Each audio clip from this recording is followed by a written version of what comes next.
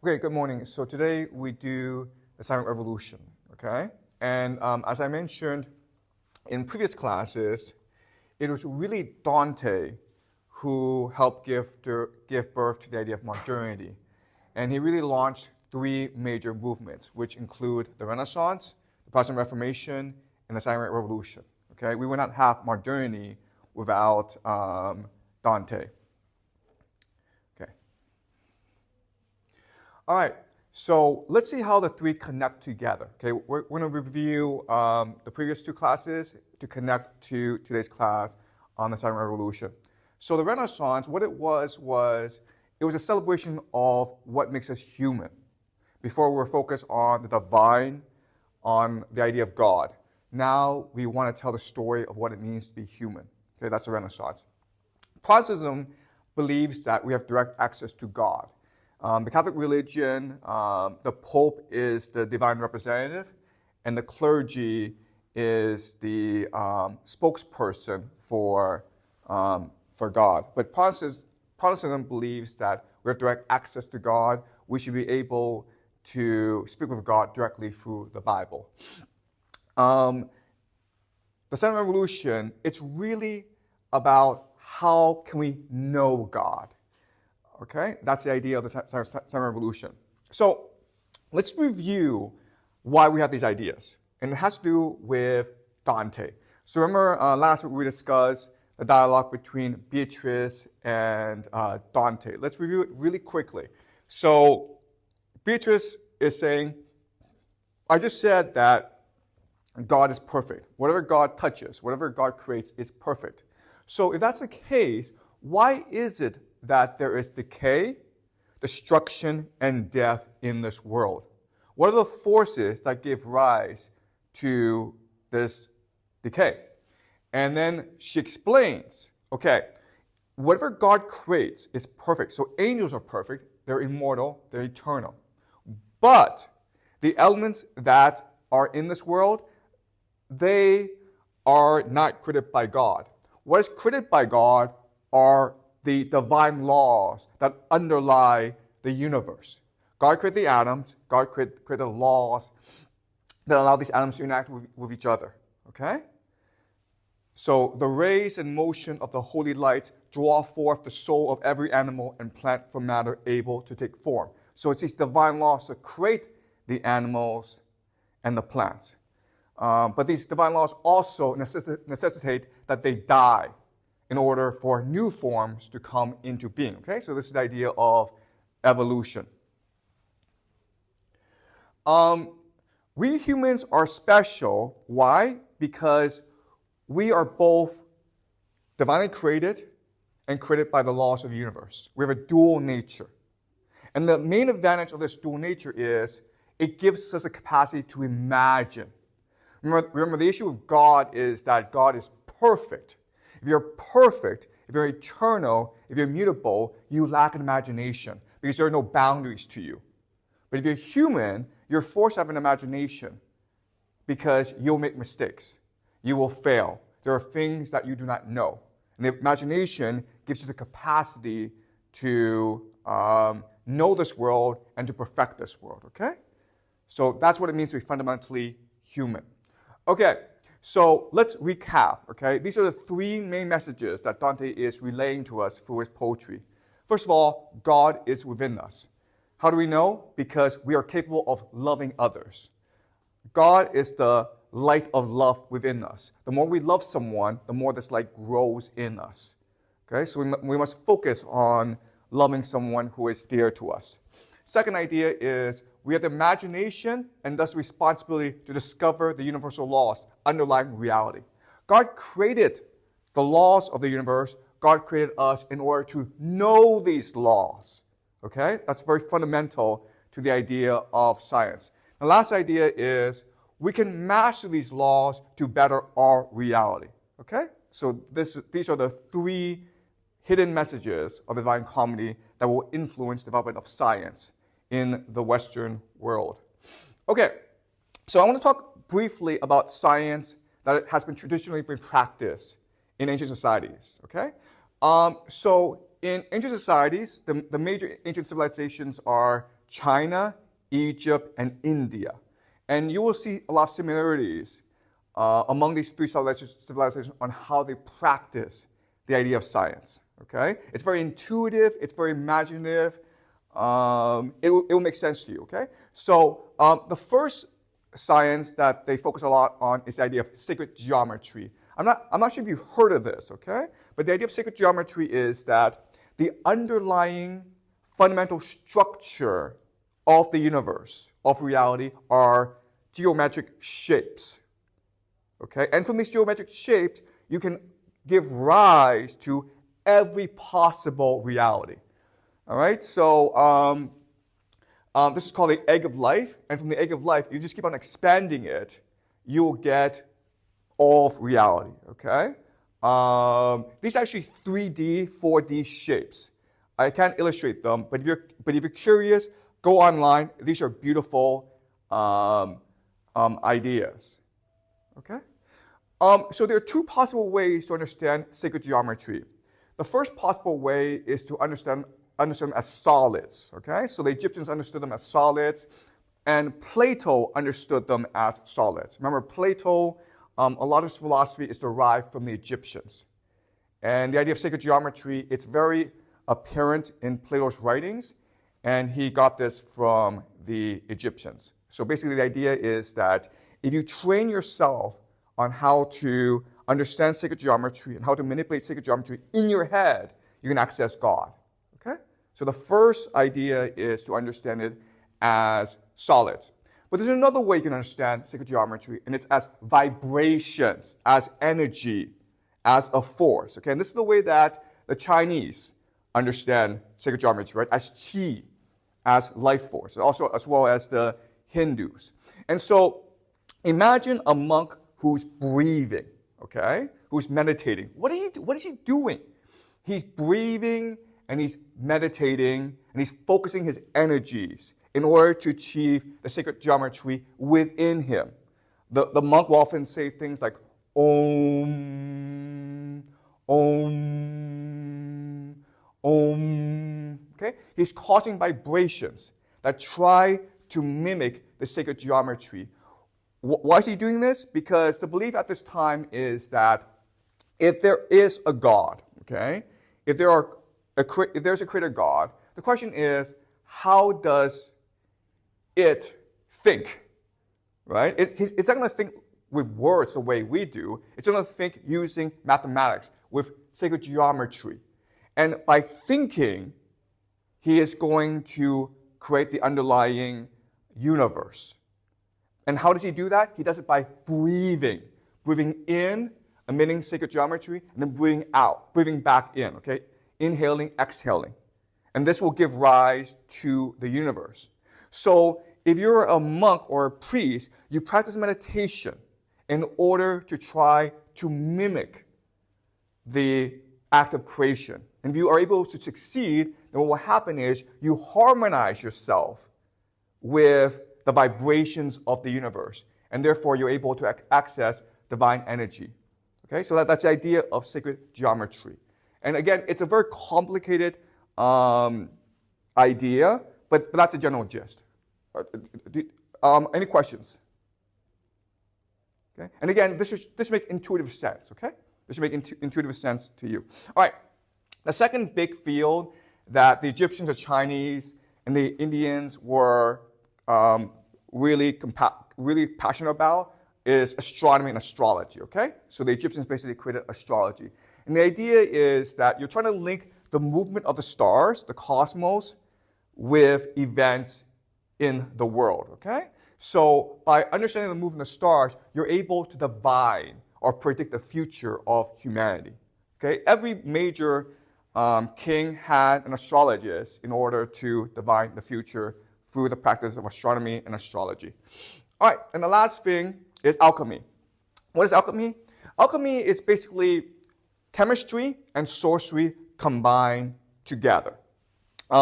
This is a polytheistic world, and the idea is that because it's a polytheistic world, it's a chaotic world, and somehow, if you're clever enough, you're able to hack this world, okay? Think of it as hacking, that there are secrets to this world, and you are able to take elements in this world, combine together, and create something called the Philosopher's Stone.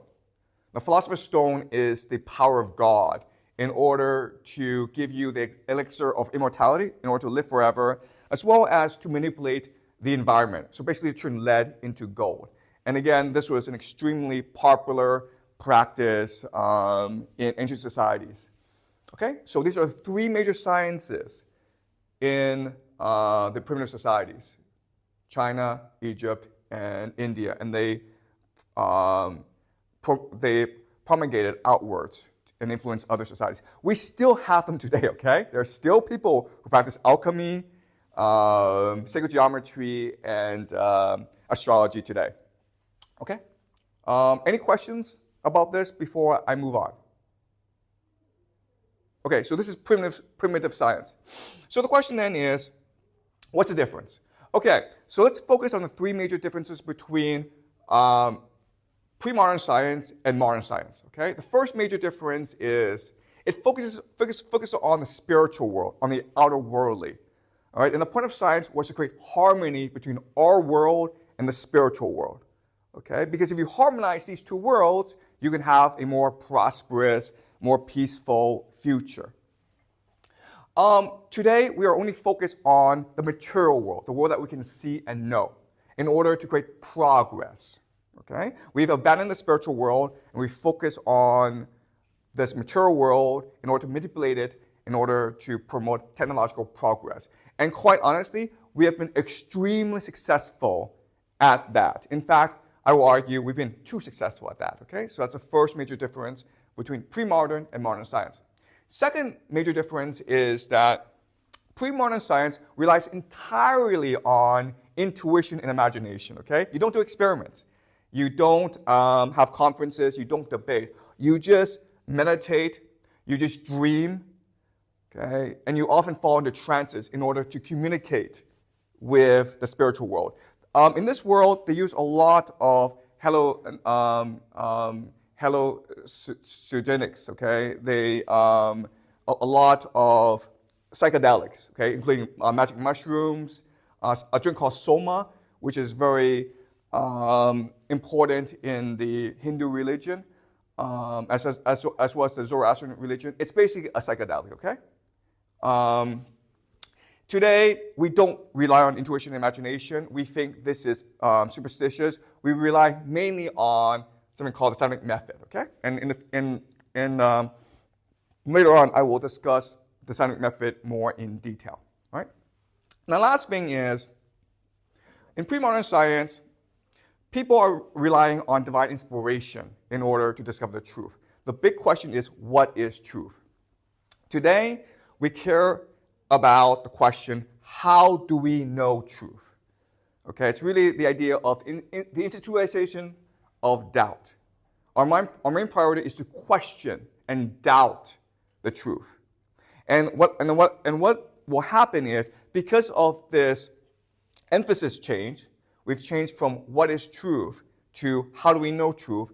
It will launch a revolution in technological progress. All right? All right, so underlying the scientific revolution are three major theological assumptions. Without these theological assumptions, the scientific revolution would not be possible, okay? So the first and most important idea is the idea of monotheism. There is one God, okay? And again, the very idea of monotheism is also revolutionary in human thought. Second idea is that God designed and willed the universe into being. So there is an intelligent design to the universe. And it's up to us to discover this design. God endowed us with the capacity to discover his design and will. Okay? So these are the three major theological assumptions underlying the scientific revolution. That is why the scientific revolution happened in Western Europe and not, say, in China or the Islamic world or India, okay? Because you needed these three theological assumptions. Okay, so what do these assumptions bring us? Okay, so let's look at polytheism. Again, throughout most of human history, most societies have been polytheistic. What is the difference between a polytheistic worldview of science and a monotheistic worldview of science? Okay, so I need you to memorize this chart. Okay, the first major difference is in a polytheistic system, there's really no design. There's really no progress. It's just chaos and struggle. But in a monotheistic worldview, there is an underlying truth to the universe. Okay, that's the first difference. Second major difference is the idea of randomness. Things happen for no particular reason. If you win the lottery, that's great, okay? But if you lose all your wealth, that's just random, okay? It's just fate. It's just destiny. There's no purpose or no design to your fate. But in a monotheistic world, there's the idea of good and evil. Things happen to you that benefit you if you're doing good. But if you're doing evil, then bad things will happen to you, okay? So there's a there's a deep sense that God is in our lives, orchestrating events. The last major difference is that between fate and progress, okay? If there's truth in this world, if there's goodness in this world, then we have a responsibility to progress by doing good and by discovering this truth, okay? That's why I keep on emphasizing this, but monotheism is really an intellectual revolution first and foremost. Okay, so the scientific revolution happens, and what drives it? Okay, there are three major forces that drive the scientific revolution.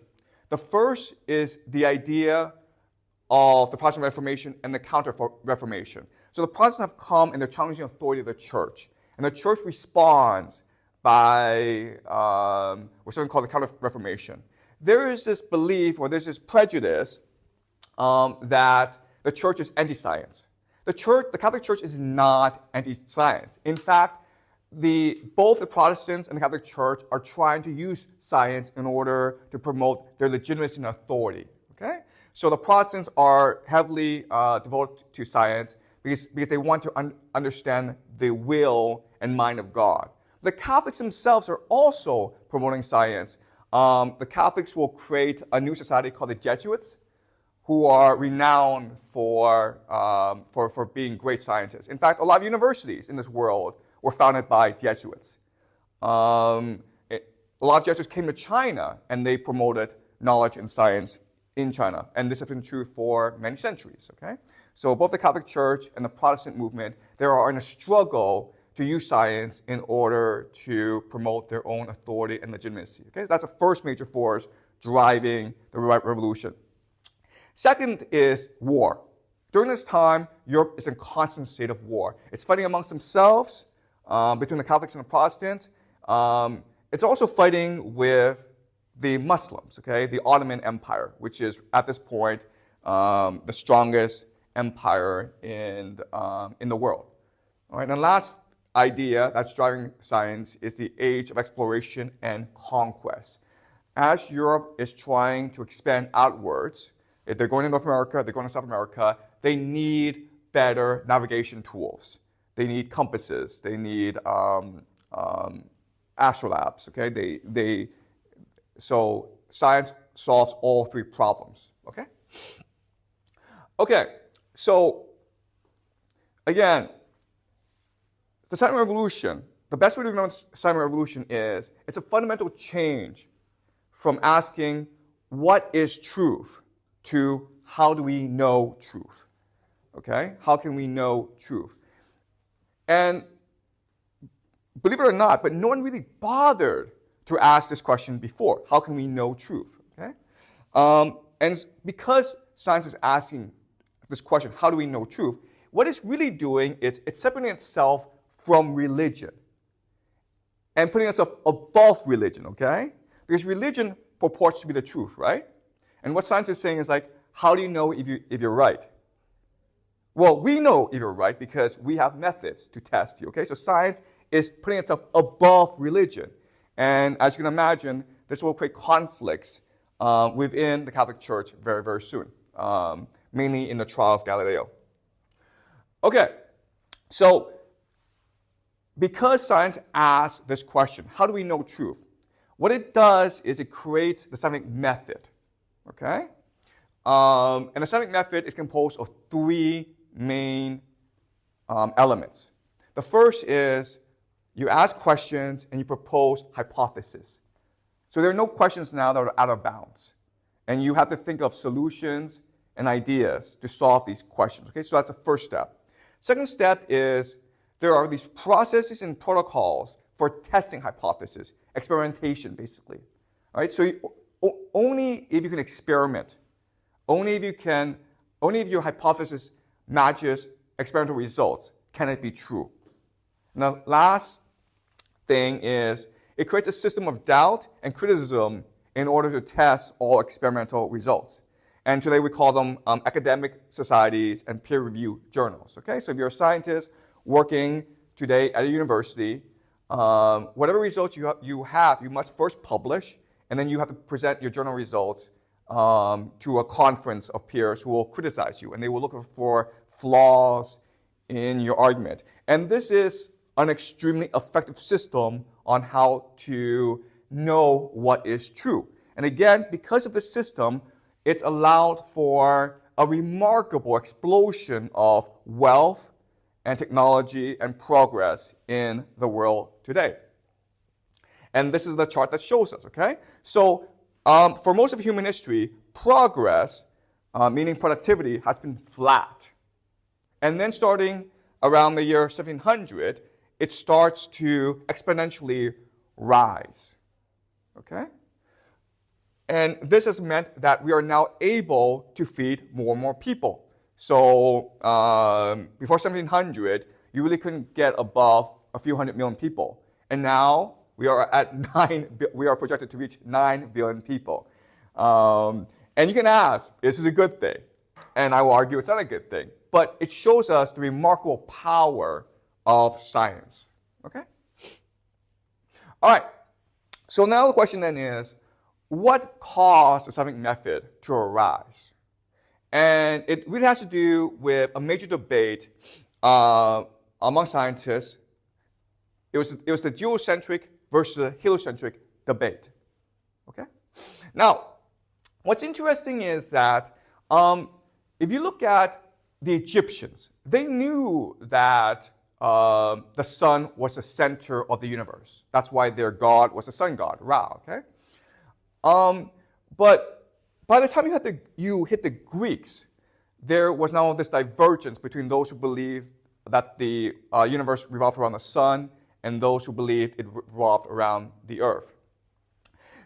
In about 150, a Greek scientist named Ptolemy, working in Egypt, he developed the first comprehensive cosmological system.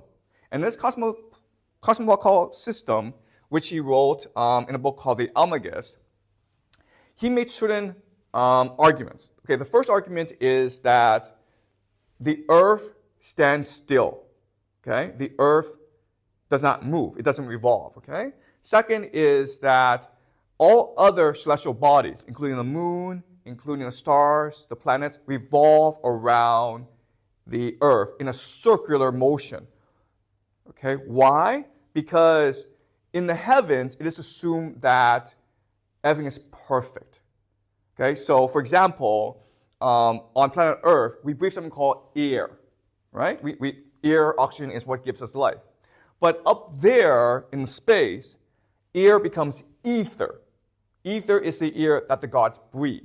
Ether is what allows the world, the heavens, to be perfect. Okay? And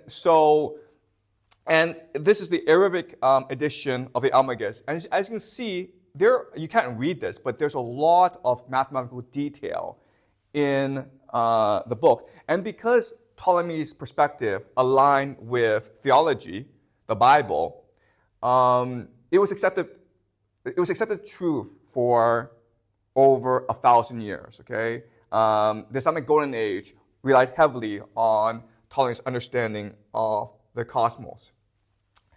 But the first person to suggest that this model is wrong is Copernicus, okay, who is a Polish polymath. He did many things. He did astrology.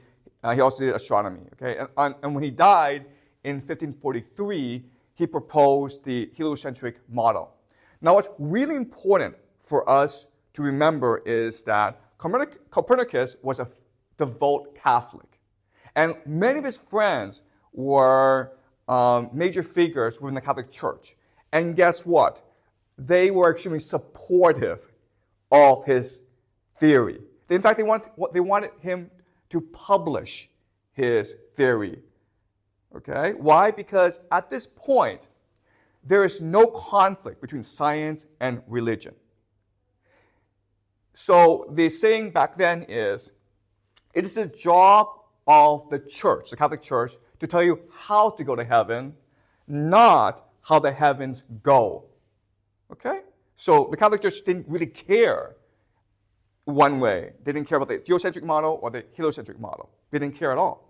So Copernicus was heavily supported. The problem with Copernicus is that the mathematics didn't really make sense. Okay? So if I put two books in front of you, Copernicus' book called On the Revolutions of the Celestial Spheres, or Ptolemy's book, well, most scientists would tell you that Ptolemy's book is better, okay? There's more math, it's more well argued. And the reason why is Copernicus, his idea is new, and so there was not that much time, he didn't have that much time to refine it. People didn't really have time to work on it. Whereas Ptolemy, thousands of people have been working on it over the centuries, okay? So the geocentric model, it is much more refined, much more accepted at this point than the heliocentric model. This man, his name is Tycho Brahe, and he is a Danish polymath as well. He comes from a very noble family, and he spent a lot of his time doing observations. Okay, he collected a lot of data. He observed how the planets revolve, and his conclusion is that the geocentric and the heliocentric model are both correct. And his proposal was that Earth was the center of the world, but the planets revolve around the sun. Okay, so the sun revolved around the Earth, and every other system revolved around the sun. Okay, so that's what he derived from his data. Now he had a protege named Johannes Kepler.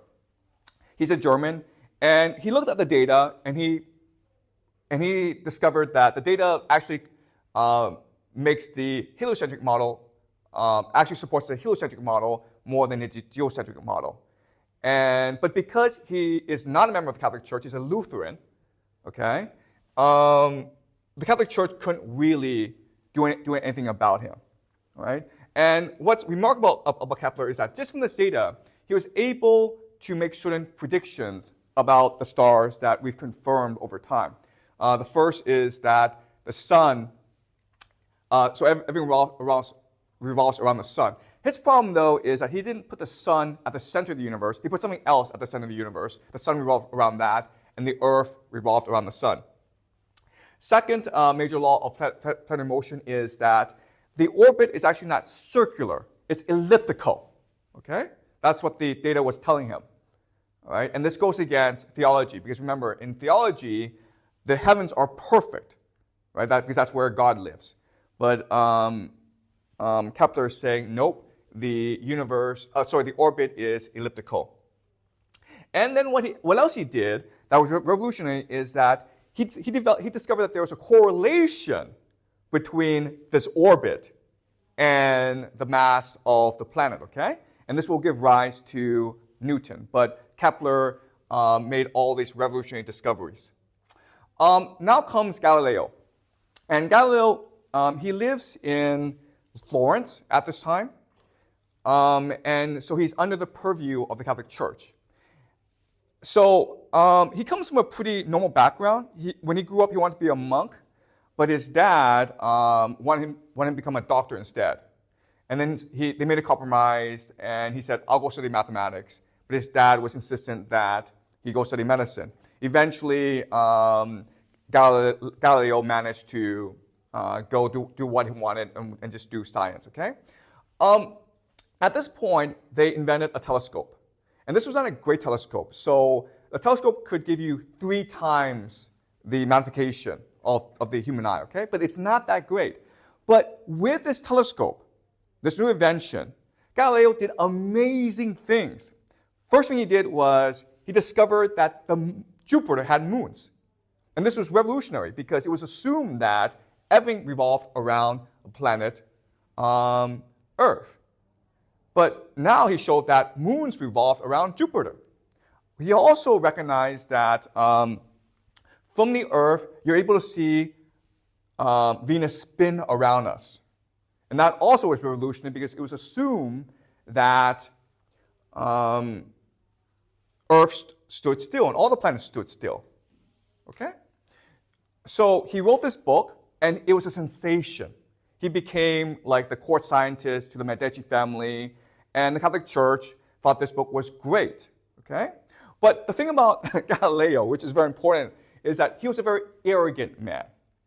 And because he was promoting the heliocentric model, he was coming into conflict with a lot of academics that were extremely well established who made their living off the geocentric model. Okay, so they're having these arguments, and Galileo's arguments were very limited. Remember, this is a new idea. It's not really supported by mathematics. It's not really supported by a lot of data. Okay, so Galileo's entire logic was, I speak to God, I know the truth, and you're all idiots, okay? That was basically how he spoke to his enemies. And as you can imagine, he had more and more enemies.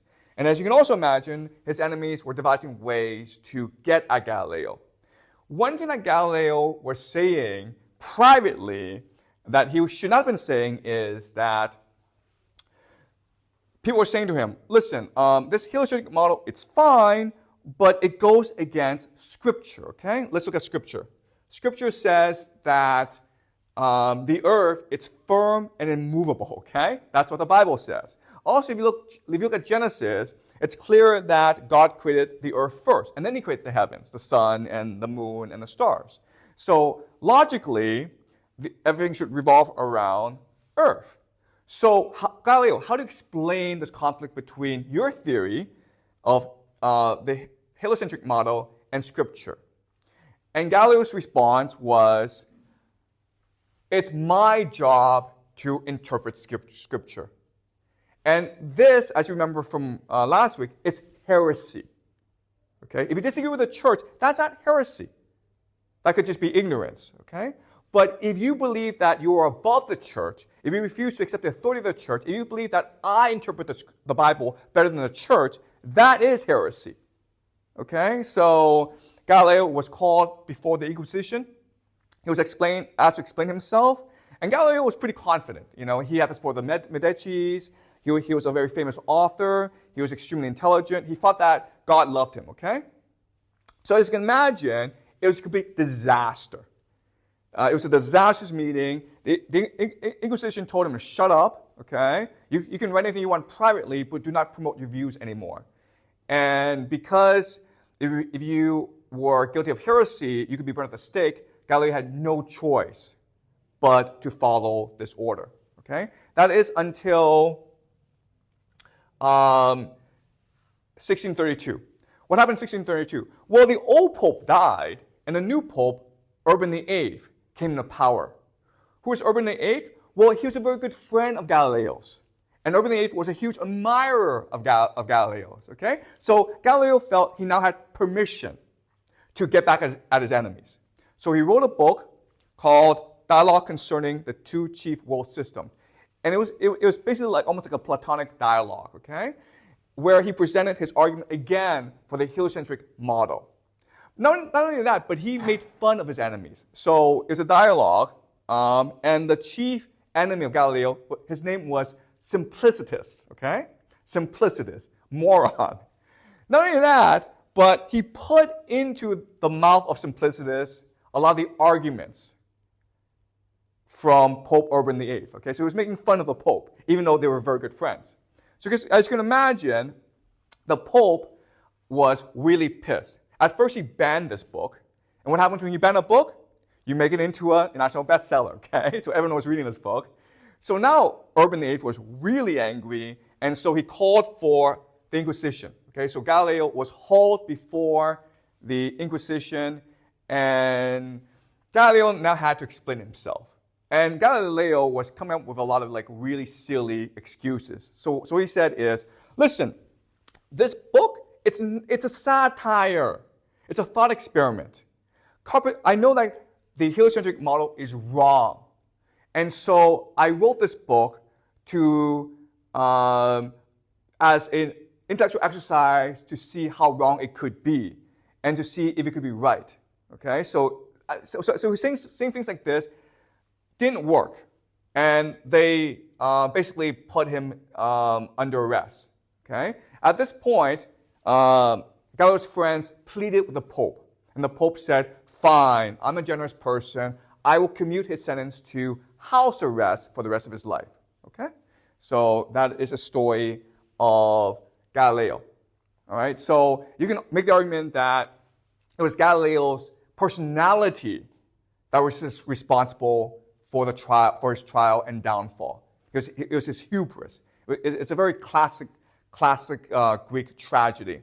But historically, that's not how we remember this story. And the reason why is, again, remember, there's a major conflict between the Protestants and the Catholics. So the Protestants will use this trial as propaganda against the church.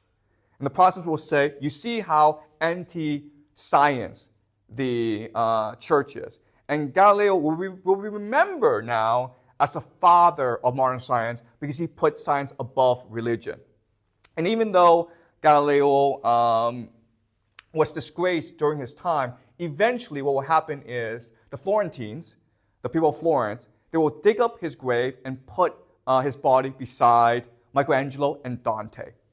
All right, that's how they revered the contribution of Galileo.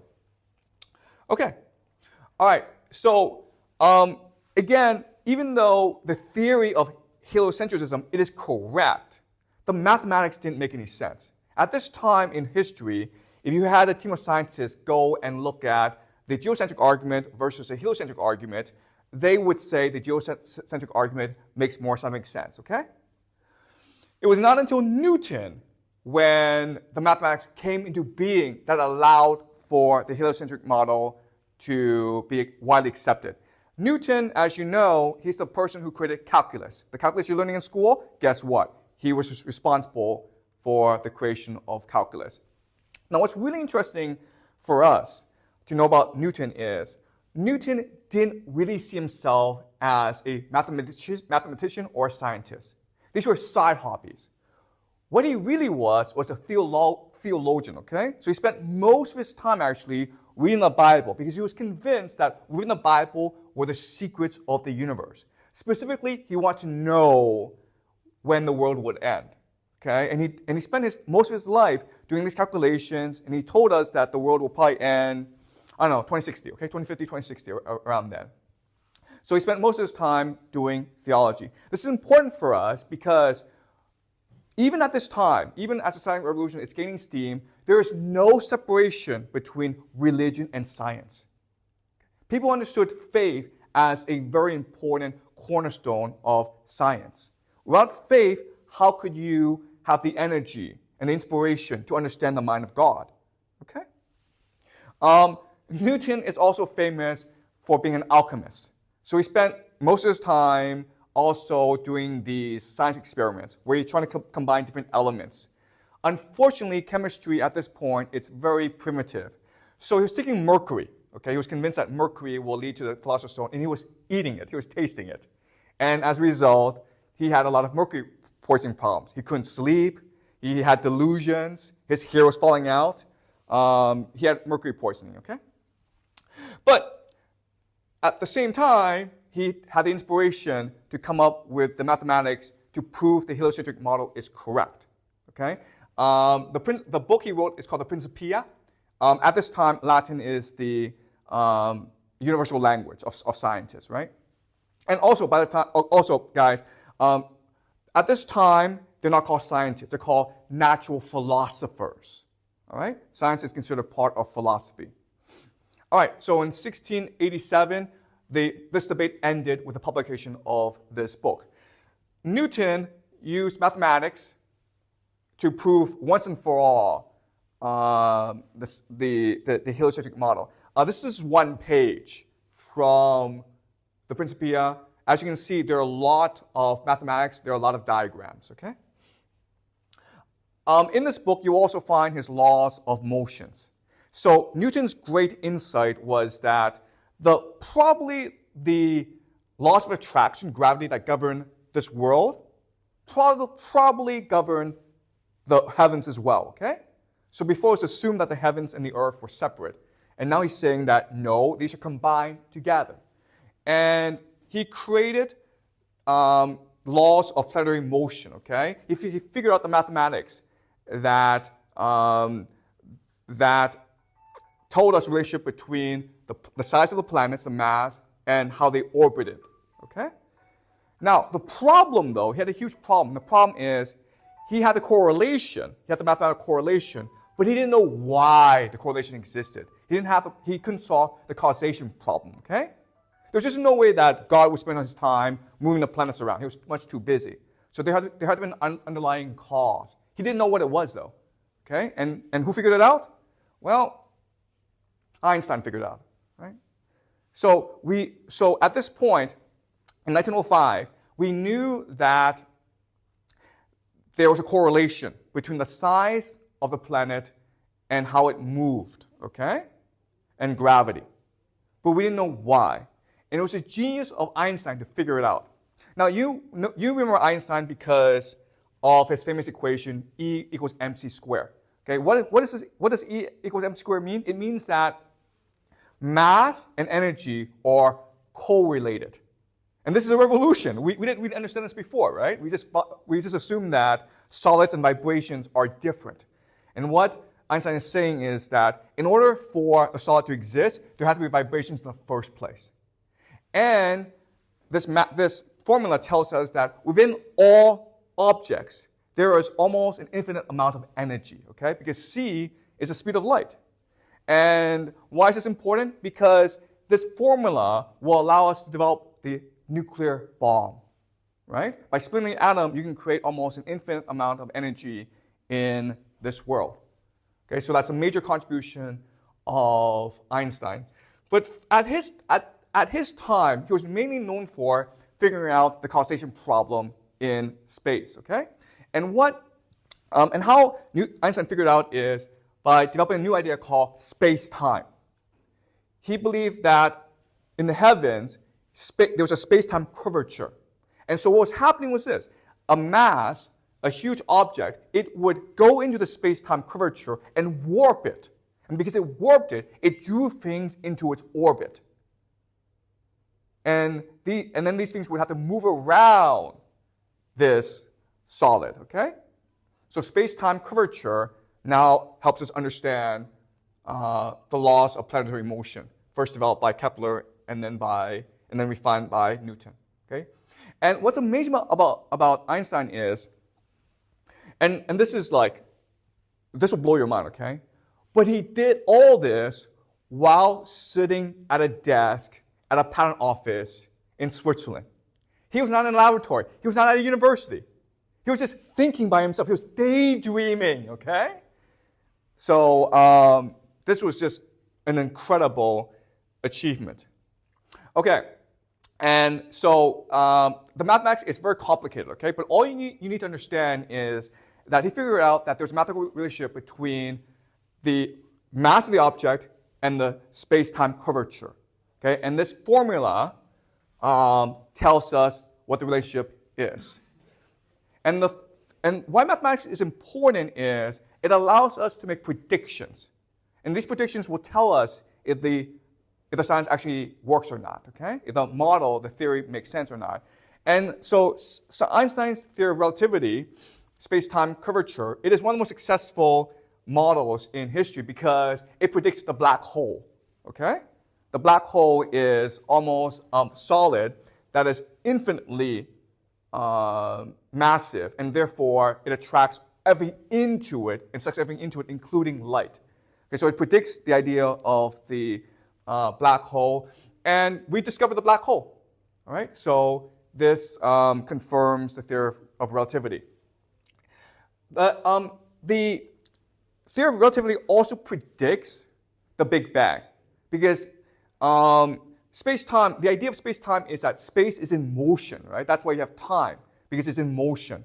Well, if it's in motion, then where did it start? There had to be like a starting point. And that's why scientists, not Einstein was actually against the idea of the Big Bang, but a lot of scientists believed that you needed a Big Bang, okay? And so we have a working model of the Big Bang. The problem with this model is that there's actually a lot of evidence against this, okay? So there are two examples. The first example is using the Hubble telescope, the most advanced telescope in the world, which is now in outer space. We've discovered that there are actually galaxies that came before they were due, okay? So the idea of Big Bang is that it's this massive energy explosion, and so the galaxies will develop later. But our data tells us the galaxies came before, much earlier than we expect, okay? That's the first thing. Second problem that we have with the Big Bang model is that this universal expansion, it is not constant. There are times when it actually speeds up, which makes no sense. Why would it speed up? Okay, so this Big Bang model, a lot of scientists are now trying to re-examine it. Okay, the problem is, and this is a huge problem, is we don't have a better theory. And so to get around the problem of these mathematical inconsistencies in the model, scientists created a new concept called dark energy. Dark energy. Now you think to yourself, dark energy means we can't see it. No, that's not what it means, okay? And you're like, well, dark energy means we can't measure it. No, that's not what it means. Dark energy means we don't know what it is, okay? Doesn't mean it exists and we can't see it. It just means we have no idea what it is. We cannot explain why the Big Bang is expanding really fast at certain points and really slow at other points. And so we just say it must be dark energy, okay? Does that make sense, guys? So dark energy is not something that you can't see. It's just something we don't have no idea what it is, okay? All right, so these are the theories, okay? But the person who was most responsible for the creation of the scientific method, his name is actually Francis Bacon. And he spent his entire life promoting the idea of scientific processes and methods. He's most well known for his book, The New Atlantis. So in the New Atlantis, which is like a novel, the protagonist, he ends up on an island where they have the most advanced science in the world. And the reason why they have the most advanced science in the world is because they turn science into a bureaucracy, a very specialized bureaucracy, okay? So I'm not going to read all of it, all right? But there are different offices, different bureaucracies for different functions. So for example, we have 3 that try new experiments, such as themselves think good. These we call pioneers or minors, okay? So you have an office, a bureaucracy specifically to do experiments, which means that you have an office, a bureaucracy, specifically come up with hypotheses to ask questions, okay? Also, we have 3 that take care out of them direct new experiments of a higher light, more penetrating into nature than the former. These we call lamps. So you have a team to actually audit these experiments and figure out how to improve them, okay? And then lastly, we have 3 that raise the former discoveries by experiments into great observations, axioms, and aphorisms. These we call interpreters of nature. So these are theoreticians. They're the ones who will take this experimental data and combine it into a theory. And so Bacon is proposing a scientific bureaucracy. And guess what, guys? We have basically achieved his vision today. If you look at science today, it's essentially a bureaucracy. All right? Now, one of the foundations of this bureaucracy was the founding of the Royal Society of London in 1660. Okay? Why is this important? Because for the first time, scientists are allowed to present their findings before a group of peers who will question and doubt them. And this will enhance their research process. Okay, so the founding of the Royal Society was fundamental. As you can imagine, what will come next is publications, magazines, that will showcase a lot of these new discoveries. The founding members of the Royal Society include Christopher Wren, who was a very famous architect, as well as Robert Dole, who is a very famous chemist. Okay, so that's a basic background into the history of the Scientific Revolution. Today, we are asking ourselves a very deep question. So the Scientific Revolution separated science from religion. And there's a lot of concern that this has created a lot of ethical issues within science, okay? So let's look at three major issues. The first major issue is the idea of artificial intelligence. Basically, we're trying to create God. And that's a huge concern. What happens when the computers are much smarter than humans, okay? Second is the idea of nanotechnology, where we're trying to go into the atomic level and change the laws of nature, okay? We're trying to defy God. And the third is the idea of genetics, where we are trying to change people's genetic blueprint so that we can have designer babies, so that babies will be free from cancer. Also, we're trying to develop immortality, okay? We're looking for the elixir of immortality, okay? So these are three massive ethical debates within science. And my argument to you today is that this is the wrong question to ask. Okay? This is the wrong question to ask. These are not possible within the current scientific framework that we have today. In fact, I would make the argument that these three are essentially illusions, hocus pocus, magic. Or you can even go as far as to say they are deliberate scams. So artificial intelligence is the example that we are most that we're most familiar with, okay? So I'm sure you've all used ChatGPT. Is it any good? No, it's not. Will it get any better? No, it won't, okay? So, but there's so much hype around it, okay? I don't have time to go into artificial intelligence, but if you want to know more about artificial intelligence and why it's a scam, I can do so later on, okay? Just ask me. All right, so the real problem is this. Okay, the real problem is this. Science has become an imperial bureaucracy. That's the real issue. All right? If you think about the world we live in today, the field that is most like the imperial bureaucracy of China is science today. Science is above nation. It is above government. It does things by itself. Okay? And what's science doing? Science is promoting its own bureaucracy. If there's no accountability, if there's no responsibility, if scientists don't actually have to tell us what they're doing, then it's not that they will become God. It's more like they'll become corrupt bureaucrats. Does that make sense? It's more likely that they will take all these billions of dollars, the government's fraud them, and they'll just waste it all. Okay? Why? Because they can. It's much easier for people to be lazy, greedy, and corrupt than it is for them to become God, okay? All right, so let me explain. Okay, so I know this is a hard idea, but genius does not come from hard work. It does not come from scientific process or scientific method. It comes from intuition, imagination, and inspiration, okay? So remember when Einstein, he was just daydreaming his theories, okay? Remember when Newton, he was working on theology, he was working on alchemy, and then he developed the ideas of calculus, okay? This is true consistently throughout history. This is a passage from the book, The Cosmic Serpent by Jerry Narby, okay? I'll just read it to you. Many of science's central ideas seem to come from beyond the limits of rationalism. People do not logically deduce these ideas. René Descartes dreams of an angel who explains the basic principles of materialist rationalism to him. Okay, this is no different from Muhammad, who was meditating in a cave and the angel Gabriel appeared before him. It's religious. Albert Einstein daydreams in a tram approaching another and conceives the theory of relativity, right?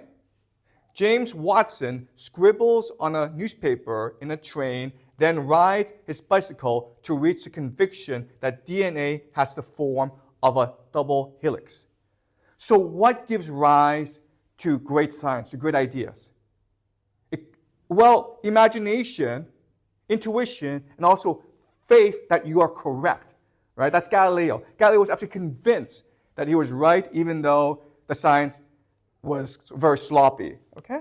In fact, there's a very famous story where Einstein, in the 1930s and 40s, he was having a huge argument with scientists who were arguing for quantum mechanics, specifically Niels Bohr, okay? So if you go and look back in the 1930s and 40s, and you look at their arguments, what you will find is that Einstein was very clear, was very logical, and was very scientifically sound, okay? And you will find that Niels Bohr was unclear, illogical, and very sloppy with science.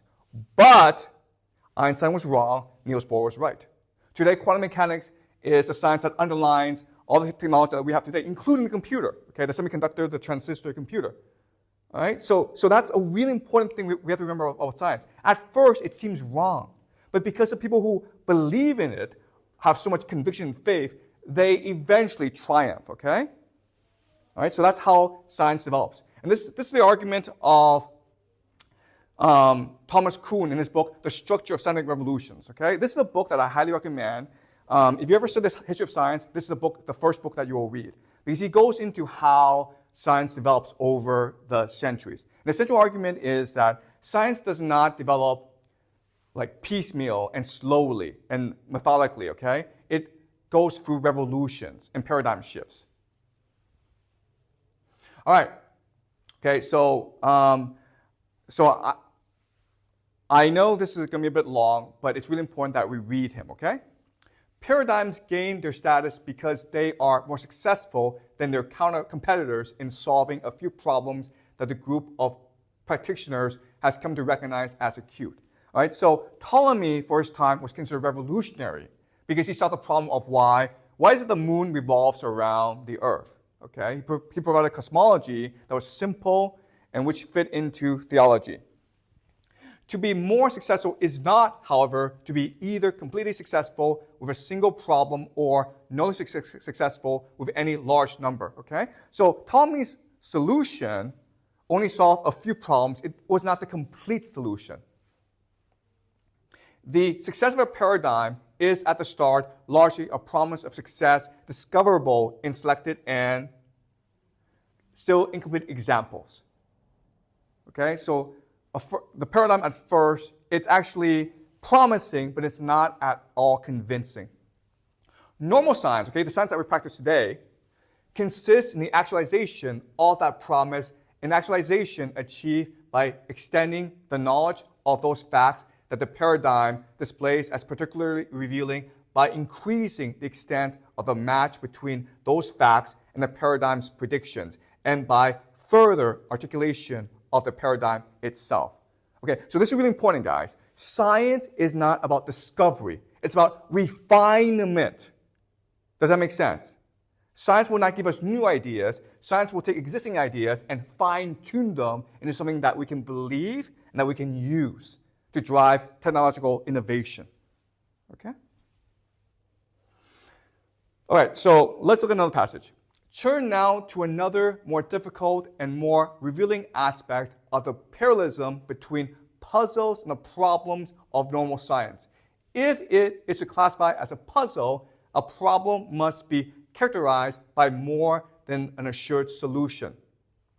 There must also be rules that limit both the nature of acceptable solutions and the steps by which they are to be obtained. To solve a jigsaw puzzle is not, for example, merely to make a picture. Either a child or a contemporary artist could do that by scattering selected pieces as abstract shapes upon some neutral ground. Okay, so this is really important. But what he's saying is this. Science today solves jigsaw puzzles. They're trying to take a larger model and fine-tune pieces that make the model much more elegant. It's not trying to reimagine the model. It's not trying to overturn the model. It's not trying to add new pieces to the model. All it's doing is fine-tuning existing pieces.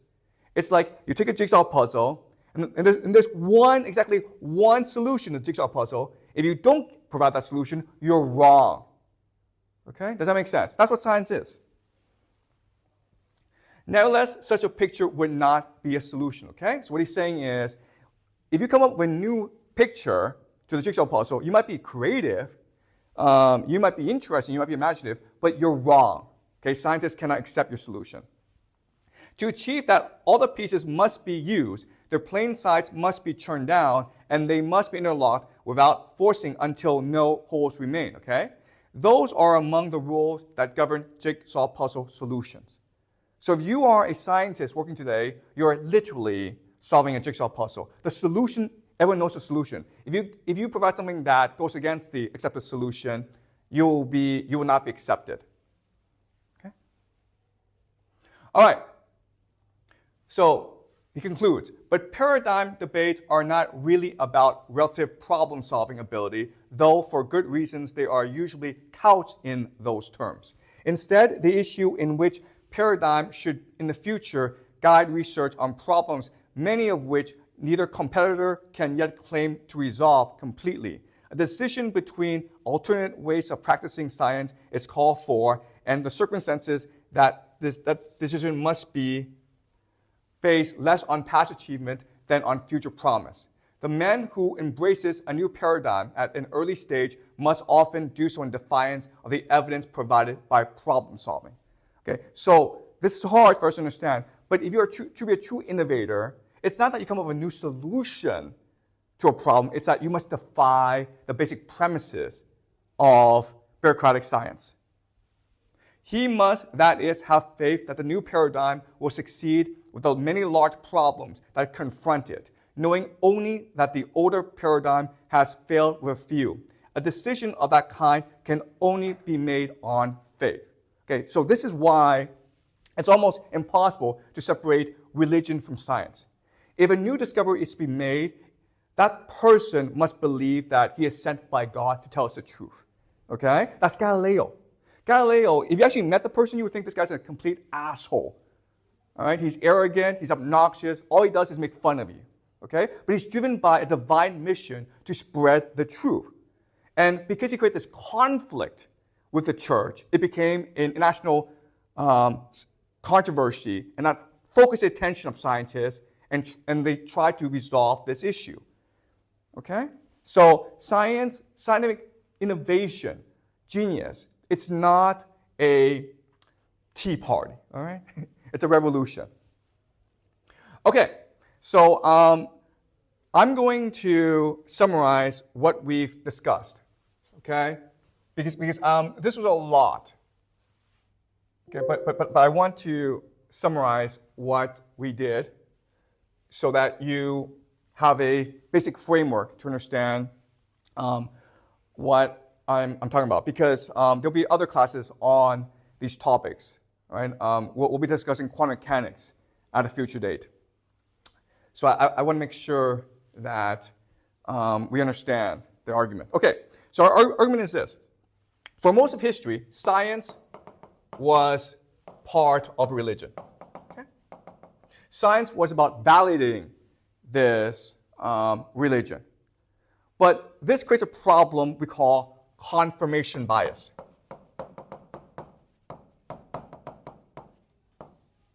Confirmation bias.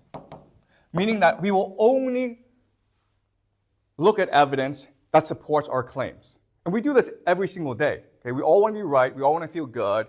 We all want to be confirmed and validated by the world around us. Okay? So there's a very famous experiment called the Dunning-Kruger. You've heard of this, right? Okay, Dunning-Kruger. The Dunning-Kruger experiment. So Dunning-Kruger were two American psychologists. And they were teaching an undergraduate class of 400 students. And they made these students do two things. The first thing is they made every student take an IQ test. Okay? And the second thing is they asked students how they think they did on that IQ test. Were you in the top 5%? Were you in the bottom 5%? Were you average? Okay? And it turned out that once they looked at all the results, not one student predicted his or her class ranking. Those who did really well, the top 5%, it was pretty easy for them, so they assumed it was easy for everyone, okay? So they underestimated their performance by about 10%. Those who did the worst didn't really know what was asked of them, okay? So they overestimate their performance. In fact, those who got the most wrong were the worst students. So maybe they were the bottom 10%, but they thought they were average, okay? And what this tells us is this.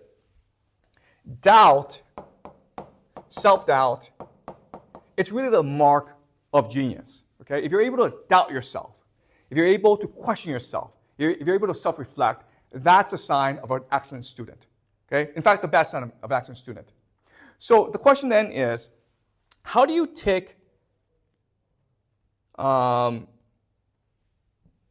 bring doubt into science? What you do is you separate science from religion and you create a bureaucracy around science in order to instill doubt in the scientific process, okay? That's the solution proposed by Francis Bacon. And again, it is the most successful solution in human history. All right, so the scientific process is hypothesis, experiment, data analysis,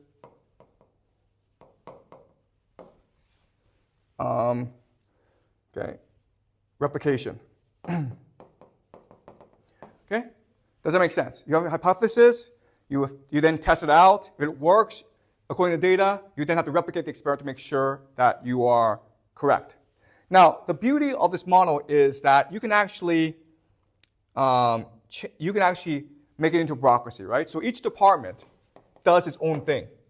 And so what happens is that each department is inspecting and auditing the work of the previous department to make sure the results are accurate and correct. Okay, does that make sense? And it turns out if you do it this way, well, it's revolutionary. And it explains the world that we live in today. It explains why scientific progress has been so fast and so remarkable these past 300, 400 years, okay? But embedded in the system are lots and lots of other issues, okay, which I will discuss. The first is the idea of political control. It takes a lot of resources to run the system, and as a result, you can allow politicians to come in and interfere with the science, okay? That's the first problem. Second problem is that over time, each department will over-specialize, okay? You have over-specialization, which means that these departments are now unable to communicate with each other because the underlying assumptions, the science of each department will be different, okay? So if you run experiments, you use a lot of instruments, okay? All of these instruments are so complicated that normal scientists don't really understand what you're doing, okay? So that's the second problem, over-specialization. The third problem is the idea of accountability, okay? How do you know if each department is doing a good job or not? Right? You can't because now they're over-specialized. The word we use is they are now aloof. Okay? So there are many problems with this system. Another problem is insularity, meaning that you have to spend like 20 years in school before you could even enter the system. Okay? Insularity creates gatekeeping, which means that only if you play by the rules, only if you vet it, can you enter the system. Okay? And as a result, you no longer have any creativity. So this is the great irony of science. Science was inspired by the genius of Galileo, Newton, and Einstein. But today, science has developed to a point where it no longer welcomes Galileo, Newton, or Einstein, okay? Why? Because Galileo is an asshole. He doesn't get along with other people. They won't let him in. Newton is crazy, right? He's an alchemist. He believes that the Bible will reveal the end of the world. He's crazy. They won't let him in. Einstein is really bad at mathematics. He would fail all these mathematic tests in order to get into the system. He probably would not get into graduate school today, right? So this is the world we live in. So don't worry about artificial intelligence. Don't worry about billionaires living forever. Don't worry about nanotechnology, okay? Worry about the fact that we've come to a point in our civilization where we are now incapable of innovation, okay? All right. So that's it. Any questions?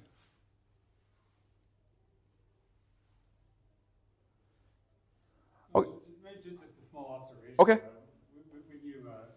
When you set up this lecture, you talked about premodern science and it relied on intuition and faith and imagination.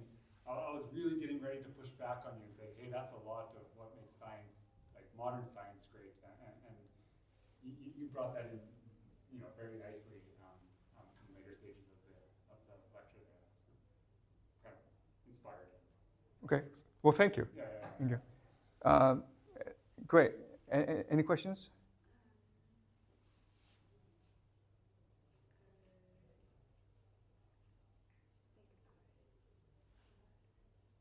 Okay, that's fine. Okay, so I got a light question. Okay, great.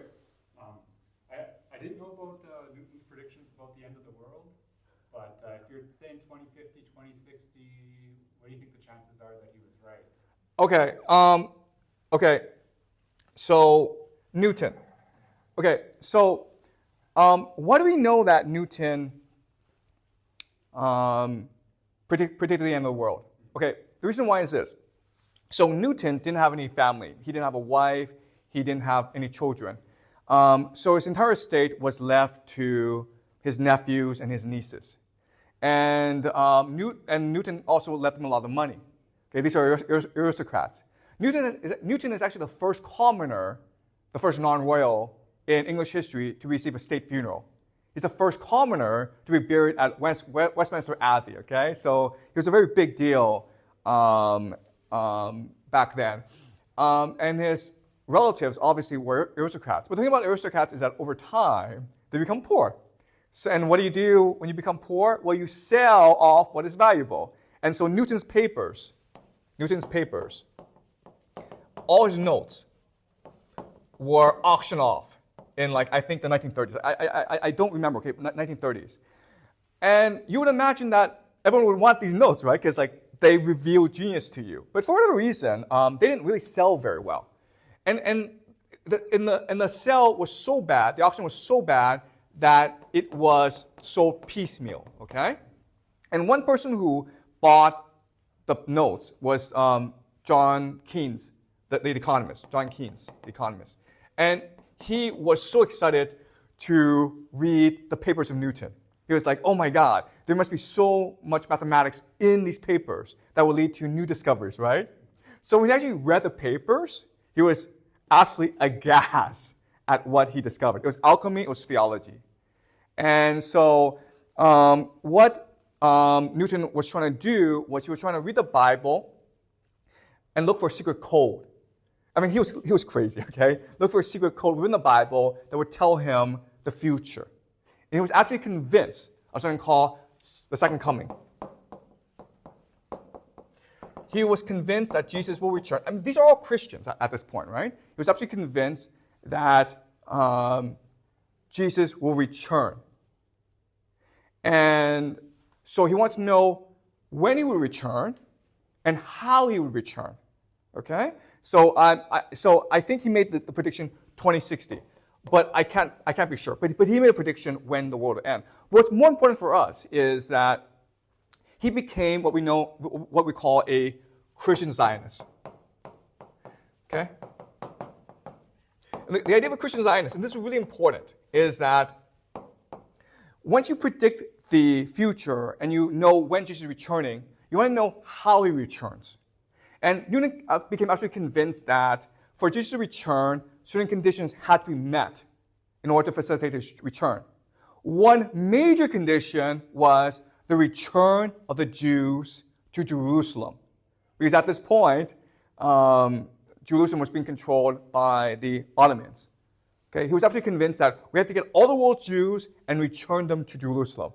Okay? Only problem was Jews didn't want to go back.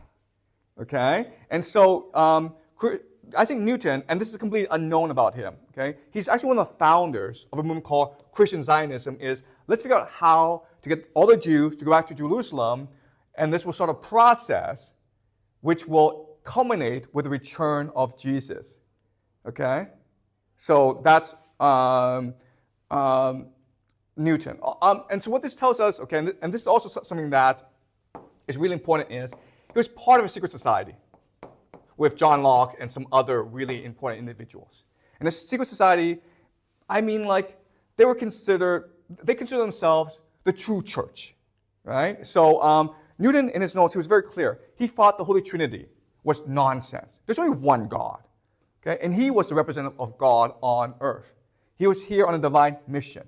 So he's part of the secret society to try to achieve Christian Zionism and to discover when the second coming will happen. So he makes his prediction 2060. So whether or not Newton is correct, that's not the issue. The issue is that with his power, with his influence, he was heavily promoting Christian Zionism in England.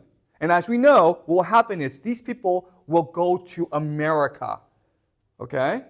A lot of these people who are Christian Zionists, they will go to America believing that America is the New Jerusalem. And then what will happen later on is these Zionists, Christian Zionists, will link up and they will plot to bring the Jews back to Jerusalem. And this leads to something called the Balfour Declaration, right? Which is to say that after World War I, when the Ottoman Empire was defeated, the British Empire now gives permission to all the Jews in the world to return to Jerusalem, whether or not they want to. Okay, so this is why history is so important, because you cannot possibly understand what's happening in the Middle East today without first understanding all this history. Right? So does that make sense? Okay, all right, great. So odds are he was right. 2060, things are going to happen. Well, again, okay, so I'm just kidding. So 2060, again, that's not the issue. The issue is that there are very powerful people in this world who believe in this, and who believe that it is a divine mission to make this come true, to use their power, to use their influence, to use their money to make this prediction come true. It's not really a prophecy, okay? It's really a plan. This is what it is. It's a plan. It's like, how do we bring back Jesus? Because when Jesus returns, the world ends and everyone's happy. Okay? That's heaven comes on earth. But how do we make it happen? Well, here's the plan. Christian Zionism. All right? So that's my real concern. Whether or not the world ends in 2016, I don't know, okay? But the fact that there are really powerful people of the stature of Isaac Newton with like almost unlimited resources and unlimited power, they actually believe in this and they want to make this come true. That should be the major concern, right? Okay? So I apologize for going on this tangent, okay? But we don't have class on Thursday, but next Tuesday we'll start the Age of Exploration, okay?